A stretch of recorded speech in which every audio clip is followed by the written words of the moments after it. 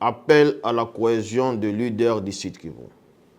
Au regard de l'actualité politique récente en République démocratique du Congo, particulièrement au Sud Kivu, marquée par la tension entre certains leaders politiques de la province et les débats qui s'ensuivent, qui risquent de briser la cohésion sociale au Sud Kivu, en notre qualité d'initiateur de la campagne de cohésion sociale au Sud Kivu, nous tenons à attirer l'attention de l'opinion sur les points suivants. 1. Du respect des principes de l'union sacrée.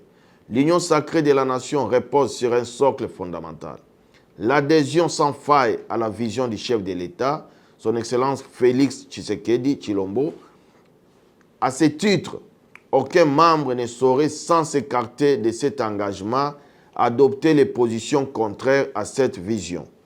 En cas de divergence ou de dérapage, il appartient aux instances dirigeantes de la plateforme d'assurer un encadrement responsable et de restaurer la discipline ainsi que la cohésion interne en appliquant strictement notre règlement intérieur. 2. Des tensions entre leaders du Sud Kivu, un risque à ne pas sous-estimer.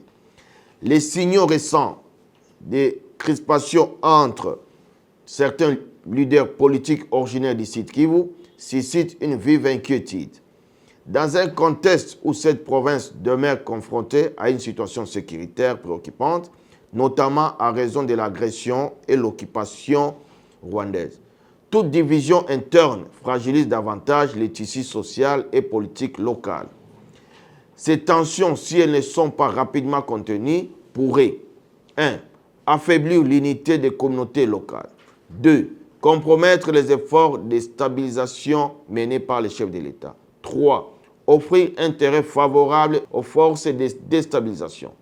Il est donc impératif que les divergences politiques ne prennent pas le dessus sur l'intérêt supérieur de la province et de la nation et n'entravent pas la cohésion sociale tant voulue au Sud Kivu.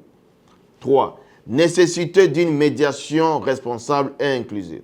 Face à cette situation, il est urgent et nécessaire de privilégier le dialogue et la concertation. Les leaders concernés, en raison de leur influence sociale et politique, ont la responsabilité historique de faire preuve de retenue et de hauteur d'esprit afin de donner une bonne impression à la jeunesse que nous sommes. Dans cette optique, une implication du Présidium de l'Union sacrée, des hautes institutions de la République ainsi que des notables du Sud Kivu apparaît indispensable afin de favoriser un climat d'apaisement et de compréhension mutuelle, tout en demandant aux uns et aux autres de rester dans la ligne de conduite de l'Union sacrée. 4. Engagement de la jeunesse pour la cohésion sociale. Nous, jeunes du Sud Kivu, ne serons pas rester spectateurs face à ces tensions.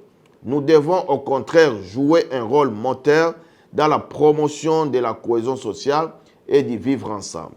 C'est dans cet esprit que, fidèle à l'initiative de la campagne pour la cohésion sociale que nous avions lancée à Bukavu le 24 juin 2023, à la place de l'indépendance, nous réaffirmons notre engagement à promouvoir les dialogues intergénérationnels, encourager l'unité des leaders locaux, soutenir toute initiative du chef de l'État allant dans le sens de la paix et de la stabilité.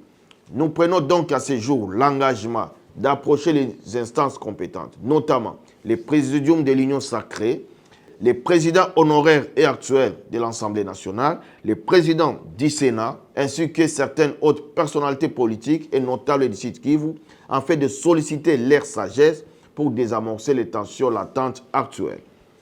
Conclusion, l'unité comme impératif stratégique.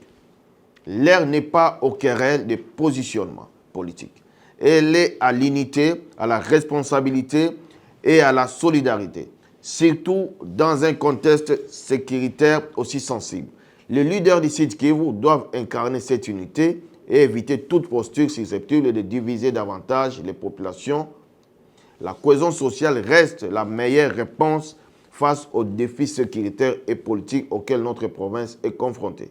On ne peut pas sacrifier le développement de toute une province à cause de des positionnements politiques, ni prétendre travailler selon la vision de son Excellence, Monsieur le Président de la République, chef de l'État, tout en entretenant ou en jouant en faveur de la division. Je vous remercie.